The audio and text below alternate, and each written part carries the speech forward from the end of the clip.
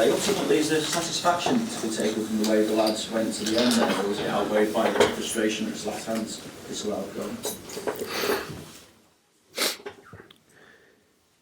If you compare the second half with the first half, the second half was much better and was difficult to improve because I could feel some of the boys a bit in trouble by the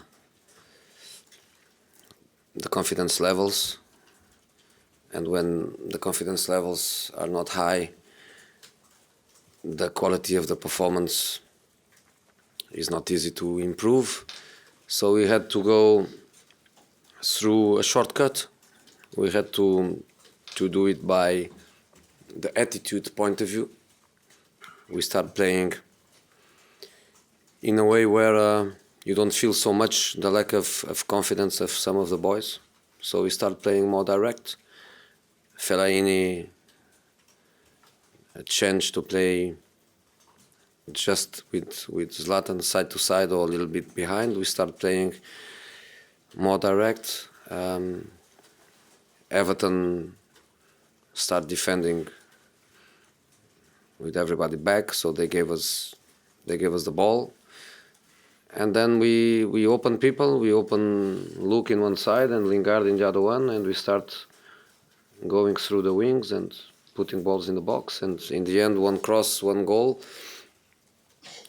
disallowed, wrong. But again, I repeat, I don't have a bad feeling at all because it was a difficult one for the linesman. And just the VAR would give the true. So I'm not disappointed with him at all, and I told him that already. No problem for me. And we had more chances, and we hit the post, and Zlatan had a free header over the bar, and we tried everything, and in the end the goal arrived. So when the goal arrived in that moment, we know that by the points point of view is not so important. 0 points or 1 point doesn't make a huge difference, but is a good feeling. Is a good feeling for the boys not to lose. Josie, you've had your last 2 home games here, you've had 36 shots, but obviously only got the 1 goal from the penalty. Does that sort of sum you up at Old Trafford this season? And the game always starts with a big chance missing. Always. We always have a chance in the beginning of the game where you are facing the keeper and the keeper saves or you miss or something happen, and that is happen all season. We had lots of unlucky decisions by the referees. We had lots of amazing performances by the goalkeepers. We had lots of ultra defensive teams coming here, but we need to score goals because we have chances and we need to score goals. And it's difficult. We have people that is not getting the opportunities, and that is bad for the team. But I speak with them because when you give absolutely everything and you leave the pitch absolutely dead of work, that's fine for me. That's fine for me. Marcus Rashford doesn't score a goal since September. The only thing he deserves is support. Nothing else. Support. No critics. Support. He works. He tries. He plays through the middle. He goes to the left. We go to the right. He tries. So just as an example, I have to support the boys. And hopefully in the Europa League we score enough to go through the next round, and it's something that we have to improve next season. Is Marcus struggling with confidence? Yeah, It's easy to see. The kid is desperate. The kid is desperate. He tries, and you know, it's not a surprise for me. The second year after the first one by surprise, you know, it's something maybe one day I will try to find if happen the same with some Ryan Giggs or some of these guys. They appear as a kid, and then the next year probably is not the same, you know. But the kid is phenomenal, amazing professional. So no problem. I told him just now, no problem, keep going. Sorry, David. Joseph, that's 20 games unbeaten in the Premier League this season, but 10 of them are draws. Do you feel you've made more progress than those results would seem to suggest? I think we made progress in many things, but I was always a very pragmatic manager, so many times criticized by that. I don't want now to sell you philosophy like many they like to do it, and I stick with the numbers, and the numbers are the numbers. 20 matches unbeatable is amazing. I would sign immediately next year. 20 matches unbeatable, I would sign immediately, because in the modern Premier League is really difficult to do it. But we need to score goals to win matches. And you know,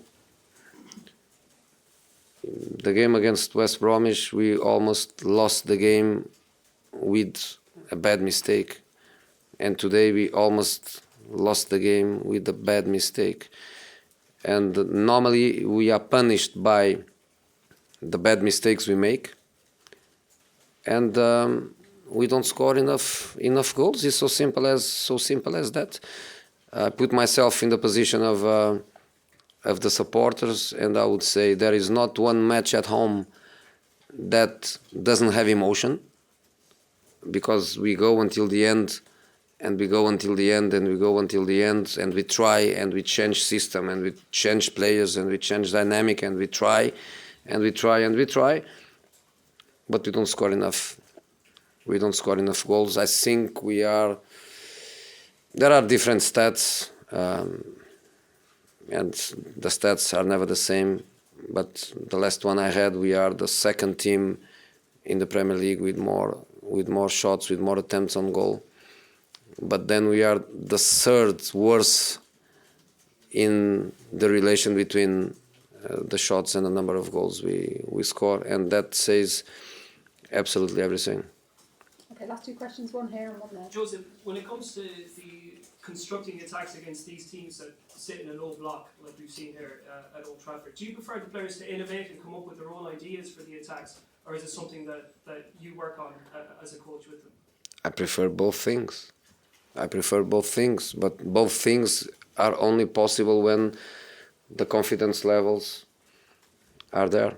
Is the basic thing. To play more direct, you don't need so much talent, you don't need so much intention, you don't need so much creativity. It becomes more mechanic. To play the way we like to play and the way we played so many times and so well this season, you need what we have, you know, creativity, dynamic. I give them lots of freedom to change positions and so on. But in the end, let's go again for the pragmatism. And the pragmatism is how many goals score Rashford, Lingard, Mkhitaryan, and Herrera. Paul is the record of posts. I think he's a record of posts. I don't know, 8, 9, 10 posts. You know, Paul is the record of posts. But then how many goals we score with these attacking players? Not enough. And you know, there are teams that 3 chances, 2 goals, 3 points, goodbye. We have 1 chance, 2, 3, 4, 5, 6, 7. We don't score, and then we are in trouble. Joseph, we've spoken a lot over various months about Luke Shaw. Is what he did at the end there, is that the kind of performance or introduction to the game you were expecting to see from him all the time? I tell you because I told him already. He had a good performance, but was his body with my brain. Because he was in front of me and I was making every decision for him. And the communication was possible because we were very close, but I was thinking for him when to close inside, when to open, when to go in depth, when to press the opponent. I was making every decision for him.